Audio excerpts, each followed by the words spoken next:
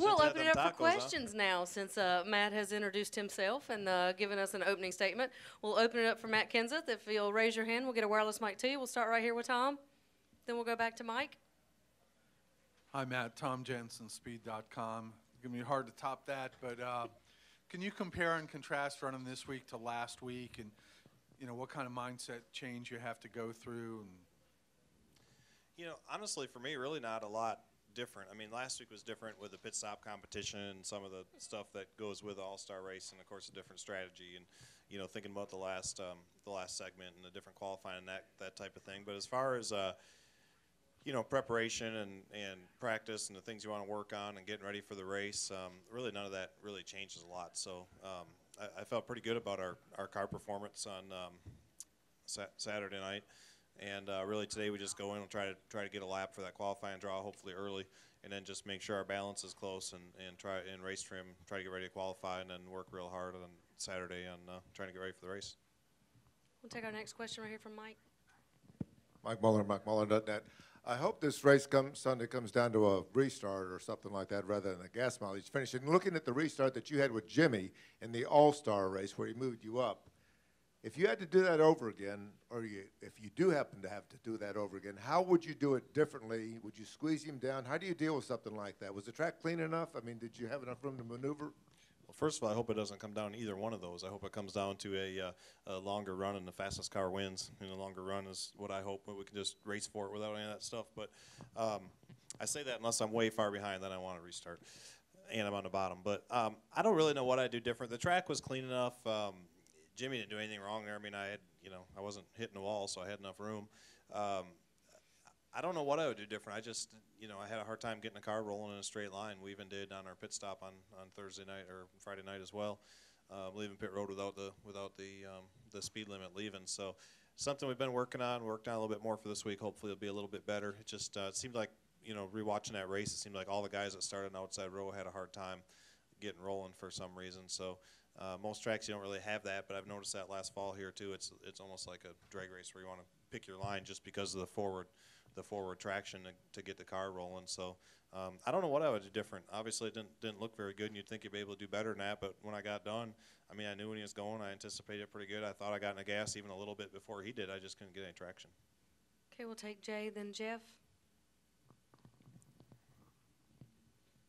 Jay Pennell with Athlon Sports. Sort of along the same lines, both you and Keselowski got in here last week and said nobody could go on the top line on the restarts, yet it seemed like every single restart, Marcus Ambrose was on the top side. He passed like 5 or 6 cars before he got to the backstretch. Have you talked to him at all about that? And how is it? It seems kind of strange when you have 2 drivers come in and say, yeah, we couldn't go anywhere up top, and then another driver repeatedly every restart on the top just drive away. It just kind of struck me as odd. Yeah, I think we're probably talking about a little bit of two different things. So we're mainly talking the outside lane where the restart zone is from line to line. It was hard to get rolling right there. If you got rolling, if we would have been side by side going into turn 1, I probably would rather have the top than the bottom, because that guy doesn't have as much air in the bottom, and you could get around there pretty good. And another thing on restarts, a lot of his restarts, the last one I think he restarted on the bottom and actually passed me, and I got back around him. But most restarts, if you're 3 or 4 rows back, I think I'd rather be on the top on an aggressive race like that, and everybody slows each other up for the corner. You can get way around 3 wide because there is a lot of lanes out there. So they were kind of two different things we were probably talking about. We were more talking about just the zone to get rolling. If you get rolling the same and get down to turn 1, I think either lane is fine. Okay, our next question will be from Jeff right here. Matt, this is considered kind of a endurance type race. A lot of guys will be doing special things for hydration and nutrition and that kind of thing. What do you do? Do you do anything at all, or is that overblown? Well, I don't do a lot different than I do any other week. I mean, they're all kind of long races. I shouldn't say anything different, but not much different. I mean, I always try to take care of myself. I always try to eat good, stay hydrated, get some sleep. It does give me an excuse to sleep in a little bit though in the morning, because it is a night race, and try to sleep in for an extra hour or 2 on Saturday, which I don't get to do, or Sunday, I guess, which I don't get to do very often, and I enjoy doing. So other than that, really don't do a lot different. Just watch the weather. If it's hot, you might have some ice packs ready, that type of thing. But mainly just eating good, drinking a lot of Gatorade, and get some rest. Okay, we'll take a couple more questions. Get a mic to you. Yeah, go ahead with your questions, and we'll Hey, take one over Matt, here. back here on TV Row. The changes that NASCAR made prior to the All-Star race with the skirts and everything, there wasn't a whole lot of, I guess, data you could use during practice, but now that you've run them even in a half-size field, did you notice a big difference? It seemed like there were cars that could actually slice and dice and maybe make some passes during the race on Saturday, which has been tough in the past. Yeah, I mean, I think it's probably early to tell. I mean, I don't think it's a huge change. I don't think it's a bad thing to take some air off these cars. I think it probably helps the passing a little bit and be able to move around. But, I mean, I know you didn't have the wrecks, and I know that 10-lapper, Jimmy got out there and won and everything. But I thought overall the racing was pretty good. I think Jimmy started 6th in the first segment, and under 20 green flag laps went and took the lead and won that race. I mean, that's pretty darn impressive here because it's somewhat hard to pass. The track's got a lot of grip, and I know at least for me, when you can pass somebody, especially later, it takes a while to wear them down and get that done. So I mean, I think there was some passing. It seemed like there was a lot of side-by-side racing, even on them restarts, like you guys mentioned. Marcos was able to get on the top, 3 wide. So it seemed like to me overall the racing was pretty good, and you had a lot of passing and side-by-side. All right, next question over here to your right. Go ahead, Chuck. Matt, Chuck Howard, NASCAR Media Group. If you would, could you recap the tire test at Michigan and what we should expect and what you guys can expect once you get back there for the real deal? Oh, that was a while ago already. I mean, it's obviously really, really, really fastest track. That will probably, I don't know if fastest one we've been on, but fastest one we'll be at all year for sure. Probably fastest top speed we probably ever ran anywhere in a Cup car. So it's going to be really fast. They did a fairly nice job repaving it. Seems pretty smooth. It didn't seem as treacherous as Phoenix was with the repave if you got out of the groove. So I mean, I think everything with the track will be fine, especially after you get all the cars on. You get that full day of practice. I think it'll be fine. I think it's too early to say what the racing will be like, but certainly that place has always had a lot of different grooves, and I'm sure there's going to be a preferred groove, but I'd be really surprised if there wasn't multiple grooves that you can race in and pass on. Okay, we'll take our next question up here on the right from Lee. Lee Spencer, Fox Sports. What do you remember from that first win here?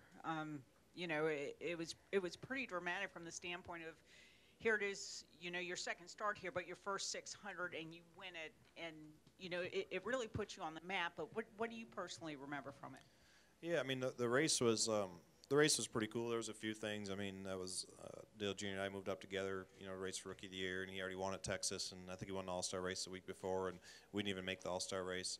And to come back for the 600 and all the work we did in that car during the week, we actually brought the same car back and was able to be pretty competitive. We were probably going to have a 2nd to 4th place night, and Dale Jr. dominated again, and they got off on their last set of tires or pit stop, and then I remember it was a long night with the rain delay in the middle and all that, and I just remember running down Bobby and racing Bobby Labonte really hard for that win, and that was a really special night. I mean, whenever you get your first win or in any series or whatever you do, but especially in this series, it's always as big, and especially at the 600, it's a special event. So that was a pretty exciting night. Additional questions for Matt before he breaks in? Happy birthday to Carrie. Okay, we'll take one over here for Dustin. DustinLongSI.com. Matt, obviously the last several weeks you guys have had a great run, lots of top 5s, only one finish outside the top 10. That being said, how do you assess what you guys have done? I think there's always the question of if teams are too strong too early because it's such a long season to maintain that. Where do you feel like you are? Where do you feel like you need to improve it? And how do you, in a sense, maintain but get better with still the chase several months off? Yeah, I mean, I feel pretty good about where we're at. I don't really buy into the theory of, people say peaking too soon or too good too early. I don't really buy into that. I don't think there's ever a time period that you don't want to be good or be your best. So, I mean, I don't know that I buy into that part of it. I feel pretty good about where we're at. There's a lot of things we could do better. There's a lot of things we could be doing worse as well. So, I mean, you keep working on all those things. I don't think the season could be a lot better starting off, but certainly I'll look back. You look back and you can't help doing that. Saturday night I wish I would have had a better restart and been able to race for the win. And Vegas running third with a few laps to go and had one of the best cars for a long run and ended up wrecking it. So, I mean, you look back at things like that and you try to, not that you sit there and need to beat yourself up forever, but certainly try to learn from those things and get better. And hopefully our car performance will continue to be as good as it's been.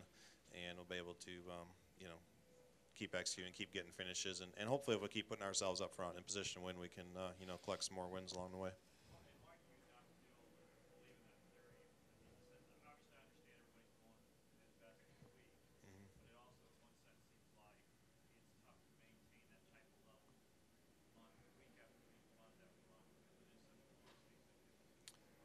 Yeah, I mean, I know what you're saying there. I just don't.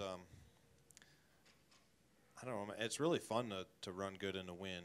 And I think it's easier to keep everybody motivated and happy and feeling good and happy to be at work and looking forward to going to the track. I mean, it's way easier to do that when you're winning and running good and being up front and up there in the points. I mean, the times